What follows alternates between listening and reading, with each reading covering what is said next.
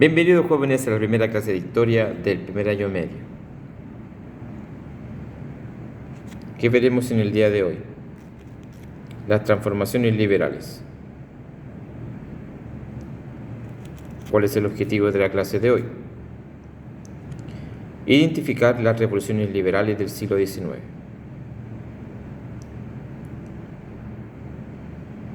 ¿Cuál es el contexto de estas revoluciones? Es decir, el lugar donde se van a ocurrir. Para ello vamos a ver este pequeño mapa de Europa que representa los reinos que existían durante el siglo XIX. Tenemos el reino de Rusia, el reino de Austria, el de Prusia, Reino Unido, Francia, España y Portugal, además del gran imperio otomano. Después de la caída de Napoleón Bonaparte, la batalla de Waterloo en 1815,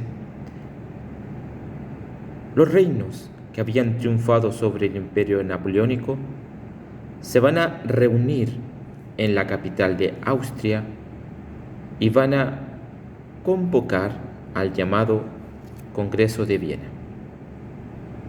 Este congreso tiene el objetivo de implementar el proceso político llamado la restauración. ¿Qué significa la restauración?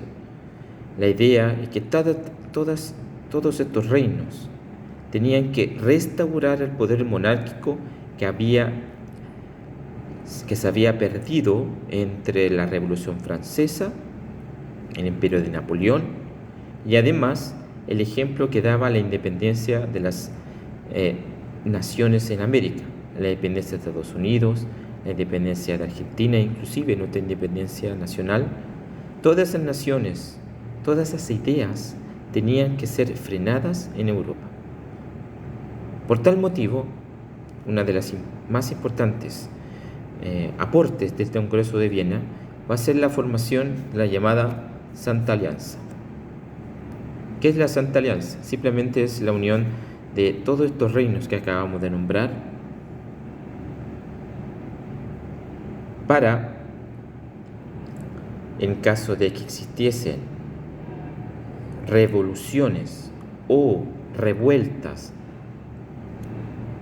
y así se pueda destruir la monarquía en los reinos, ellos se van a unir para apoyar a cada uno de los reinos de Europa para poder disolver esas manifestaciones. Pero, ¿qué ocurría al interior de cada uno de estos reinos? ¿Por qué la monarquía estaba tan insegura de su poder?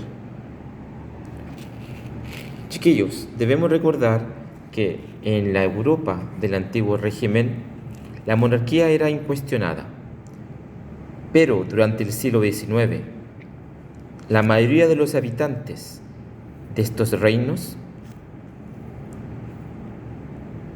es decir, burgueses,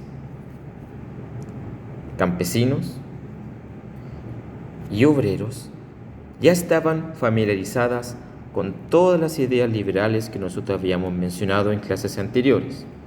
Estas ideas liberales sobre la libertad de asociación, libertad de pensamiento, libertad de expresión, libertad religiosa, ya estaba en el pensamiento de cada uno de ellos. Además de estas ideas liberales, ellos sabían que existía el tema de la igualdad de nacimiento, la igualdad ante la ley.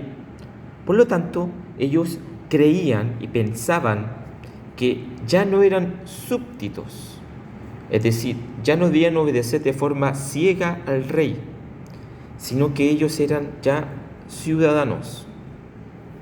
Por lo tanto, ellos podían exigir derechos.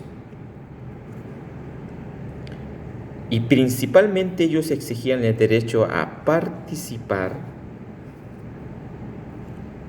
en el gobierno. ¿Qué tipo de gobierno eran ustedes? Claro, en el gobierno del antiguo régimen.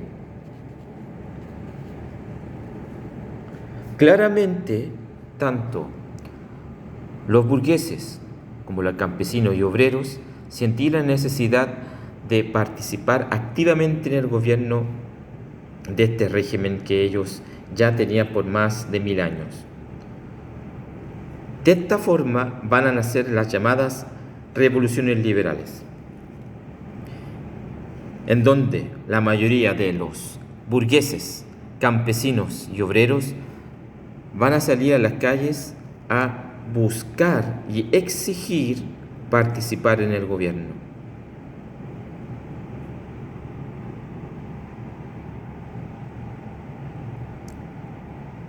En la próxima sesión vamos a ver cuáles van a ser las consecuencias de estos ideales y cómo las naciones van a pasar de ser un gobierno monárquico a un gobierno constitucional o también a un gobierno republicano. Hasta luego.